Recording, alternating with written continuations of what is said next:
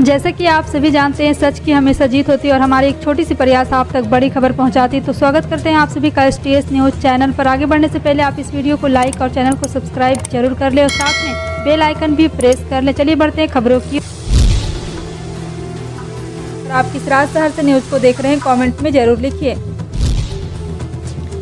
बता दें, दुनिया के विभिन्न देशों के साथ रिश्तों को मजबूत बनाने के लिए पिछले 1 वर्ष में पीएम मोदी ने कई देशों की यात्राएं की और वहां से उन्हें कई यादगार उपहार भी मिले हैं। जानकारी के मुताबिक पीएम मोदी को विदेश यात्राओं के दौरान 15,65,000 रुपये मूल्य के 30 से अधिक उपहार मिले, जिसमें धूपदानी, भगवान गणेश की मूर्तियां, महात्मा बुद्ध से जुड़े प्रतीक चिन्ह, कंबल, दरी, स्वेटर, टोपी, गुलाब जल, गुलदान, लकड़ी के बक्से जैसी वस्तुएं शामिल है। ये सभी यादगार तोहफे हैं और इन उपहारों को नियमानुसार विदेश मंत्रालय के खाना में जमा कर दिया गया है। आर्थिक संकट से जूझ रहे श्रीलंका राष्ट्रपति भवन तक मंडराते फिर रहे हैं। विरोध इतना कड़ा हो गया है कि तगड़ा हो गया है कि फिर से विरोध नागरिकों ने राष्ट्रपति भवन पर ही कब्जा कर लिया। लगातार विरोध प्रदर्शन और हंगामे की खबरें सामने आ रही। देश में इमरजेंसी लागू है, शहरों में कर्फ्यू लगा हुआ। श्रीलंका में सर्वदलीय सरकार बनाने के निर्दलीय के बाद तुरंत चुनाव का ऐलान किया गया। श्रीलंका के प्रधानमंत्री ने इस्तीफे की सशर्त पेशकश की। वहीं राष्ट्रपति गोटबाया राजपक्षे भी 13 जुलाई को इस्तीफा दे देंगे। मुंबई की आर्य कॉलोनी में पिछले 2 रविवार से मेट्रो रोड शो के निर्माण के विरोध में आंदोलन हो रहा है। लोगों की मांग है कि सरकार द्वारा लिए गए निर्णय को रद्द करना चाहिए। कई लोग नारों और गानों के साथ इस आंदोलन में शामिल हुए। अब तक आम आदमी पार्टी, शिवसेना और कांग्रेस भी इस निर्णय के विरोध में आंदोलन में शामिल हो चुके हैं। वहीं आज शिवसेना विधायक आदित्य ठाकरे भी आंदोलन में शामिल हुए। आदित्य ठाकरे ने कहा है कि हमें पता नहीं सरकार बदलते ही आर्य जंगल को काटने का फैसला क्यों लिया गया। एकनाथ शिंदे जब हमारे साथ थे तब आर्य जंगल को बचाने के लिए महाविकास अघाड़ी सरकार के साथ समर्थन में थे। सरकार की हम पर जो नाराजगी है, जो गुस्सा है, वो मुंबई और मुंबई के लोगों पर ना उतारें। कर्मचारी भविष्य निधि संगठन अपने 29 और 30 जुलाई को होने वाली बैठक में केंद्रीय पेंशन वितरण प्रणाली की स्थापना के प्रस्ताव में विचार के बाद इसे मंजूरी देगा। इस प्रणाली की स्थापना से देश भर में 73 पेंशन भोगियों के खातों में पेंशन की एक और बार एक साथ स्थानांतरित किया जा सकेगा। अभी EPFO के 138 क्षेत्रीय कार्यालय अपने क्षेत्र के लाभार्थियों के खातों में पेंशन डालते हैं। ऐसे में पेंशन भोगियों को पेंशन अलग अलग दिन और समय पर मिलती है। एक सूत्र ने EPFO के निर्णय लेने वाले शीर्ष निकाय केंद्र न्यासी बोर्ड की 29 और 30 जुलाई को होने वाली बैठक में केंद्रीय पेंशन वितरण प्रणाली का गठन प्रस्ताव रखा जाएगा। भारत में आधार कार्ड एक सबसे जरूरी दस्तावेज बन चुका है। इसका प्रयोग लगभग हर जरूरी काम के लिए किया जाता है। इसके जरिए आप सरकारी योजना का लाभ उठाने से लेकर प्रॉपर्टी खरीदने तक, बैंक अकाउंट ओपन करना, ITR दाखिल करना आदि सभी जरूरी काम कर सकते हैं। आधार कार्ड को सरकार की एक संस्था unique identification authority of India द्वारा जारी किया जाता है। आधार कार्ड की बढ़ती उपयोगिता के साथ साथ इससे संबंधित फ्रॉड के मामले भी तेजी से बढ़ती दर्ज की गई है। कई बार लोग अपने आधार कार्ड डिटेल को किसी भी अनजान व्यक्ति के साथ साझा कर देते हैं। इसके बाद आपके आधार के जरिए कई फ्रॉड की घटनाओं को अंजाम या ऐसे में समय समय पर आधार हिस्ट्री को चेक करना बहुत जरूरी है।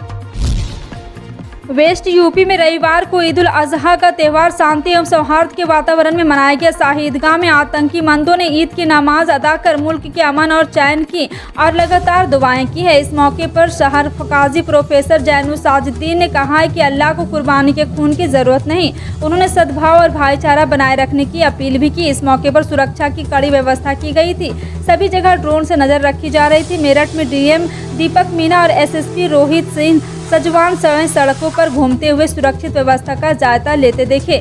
सुबह से ही बड़ी संख्या में अकीदतमंद शाही ईदगाह पहुंचने लगे। अकीदतमंदों ने ईदगाह की नमाज अदा की और देश के अमन और अमनो अमान के लिए हाथ उठाकर दुआएं मांगी। बिजनौर में भी ईदगाह परिसर में नमाज अदा की गई। मुफ्ती वकार ने नमाजियों को खिताब करते हुए कहा कि मुसलमान को ईमान का पक्का होना चाहिए। उत्तर प्रदेश के बुलंदशहर जिले के छतारी थाना क्षेत्र के एक निजी स्कूल में पढ़ने वाले UKG के 7 वर्षीय छात्र का शव रविवार को अलीगढ़ जिले की एक नहर से बरामद किया गया। एक पुलिस अधिकारी ने ये जानकारी दी। उन्होंने बताया कि शव मिलने की सूचना पर बच्चे के परिजन व गांव वालों ने पडराव पुलिस चौक पर पहुंचकर हंगामा किया तथा अलीगढ़ अनूप शहर मार्ग पर जाम लगा दिया। हंगामे की सूचना पर बुलंदशहर के वरिष्ठ पुलिस अधीक्षक आश्लोक कुमार और अन्य अधिकारी भी पहुँच गए। राष्ट्रपति पद के चुनाव में भारतीय जनता पार्टी नीत राष्ट्रीय जनतांत्रिक गठबंधन की उम्मीदवार द्रौपदी मुर्मू को रविवार यहां पहुंचने पर उनका जोरदार स्वागत किया गया। भाजपा कार्यकर्ताओं ने बताया कि मुर्मू निजी जेट विमान से यहां पहुंचे थे। कर्नाटक के मुख्यमंत्री बसवराज मुंबई, भाजपा के प्रदेश इकाई के अध्यक्ष नलिन कुमार कटील और पार्टी के कई अन्य पदाधिकारी ने हवाई अड्डे पर मुर्मू का स्वागत किया और उन्हें एक शॉल, मैसूर पेटा और माला पहनाया। उत्तराखंड के कई जिलों में बारिश का सिलसिला जारी है। खराब मौसम से चारधाम यात्रा में भी खलल पड़ रही है। रविवार सुबह बद्रीनाथ हाईवे भारी बारिश के कारण बंद रहा, जिस कारण करीब 4000 यात्री जोशीमठ, गोविंद घाट, पांडुकेश्वर और 2500 यात्री बद्रीनाथ में रोके गए हैं। वहीं सोनप्रयाग में सुबह 8 बजे तक 100 यात्री केदारनाथ के लिए रवाना हुए, लेकिन बारिश के कारण उन्हें रोक दिया गया। जी हां, आपको बता दें कि जोशीमठ में शुक्रवार रात को भारी बारिश के चलते जगह जगह पैदल रास्ते क्षतिग्रस्त हो गए हैं। कोलकाता मेट्रो के पूर्वी पश्चिमी गलियारे के तहत बने सियालदह मेट्रो स्टेशन के उद्घाटन के लिए 11 जुलाई को होने जा रहे समारोह को लेकर विवाद पैदा हो गया। पश्चिम बंगाल में सत्तारूढ़ तृणमूल कांग्रेस ने दावा किया है कि मुख्यमंत्री ममता बनर्जी का रेल मंत्रालय द्वारा आयोजित कार्यक्रम के लिए न्योता नहीं दिया गया। वहीं राज्य के मुख्य विपक्षी भाजपा ने पलटवार करते हुए कहा कि तृणमूल कांग्रेस सरकार ने राज्य के कार्यक्रमों में उसके सांसदों और विधायकों को कभी न्योता नहीं दिया तथा उसे भी अपने ही दवा का स्वाद चखना चाहिए।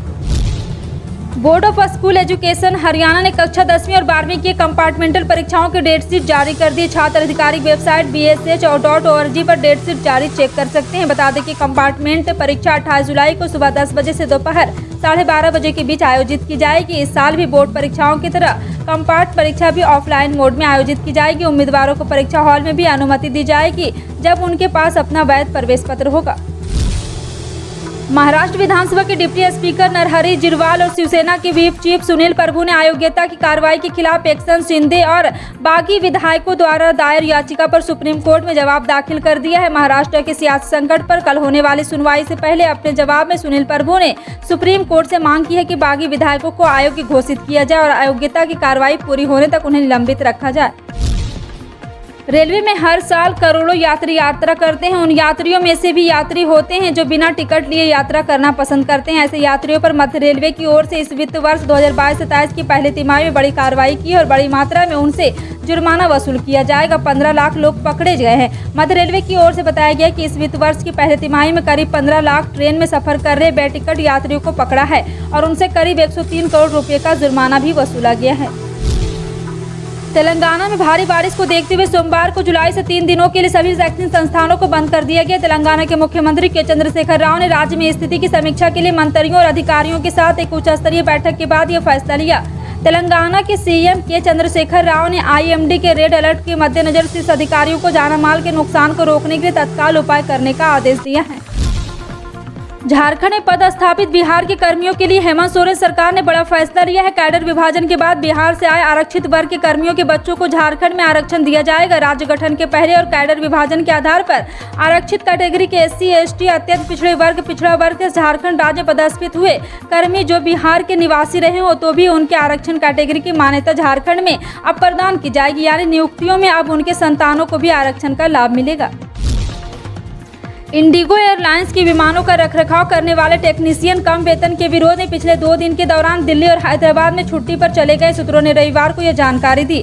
2 जुलाई को इंडिगो की घरेलू उड़ान में से लगभग 55% देरी हुई थी क्योंकि बड़ी संख्या में चालक दल के सदस्यों ने बीमार होने का हवाला देकर छुट्टी ले ली थी। विमान उद्योग के सूत्रों ने कहा है कि ये कर्मी एयर इंडिया के भर्ती अभियान में शामिल होने के लिए गए थे।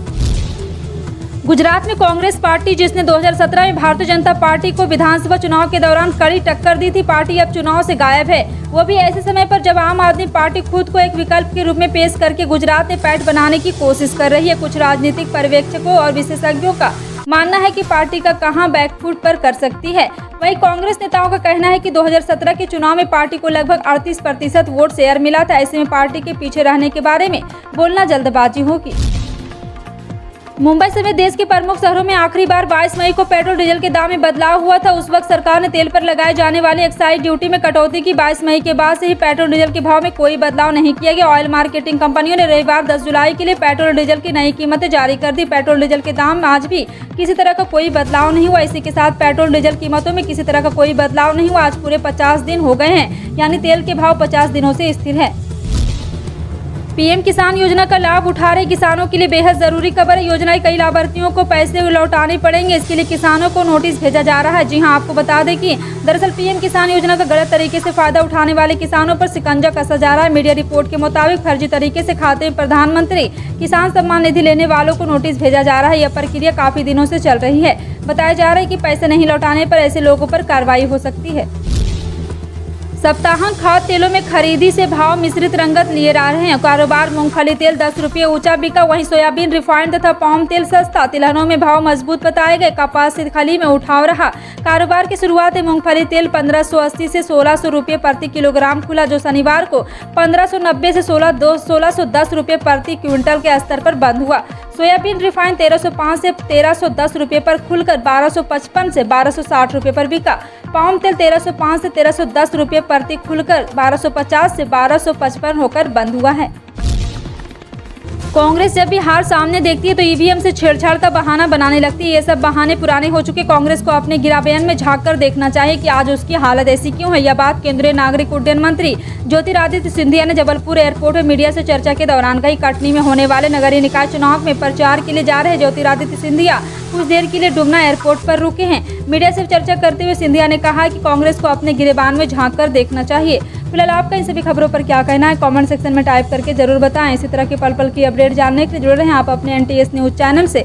मिलते हैं अगली बड़ी खबर में, तब तक के लिए जय हिंद।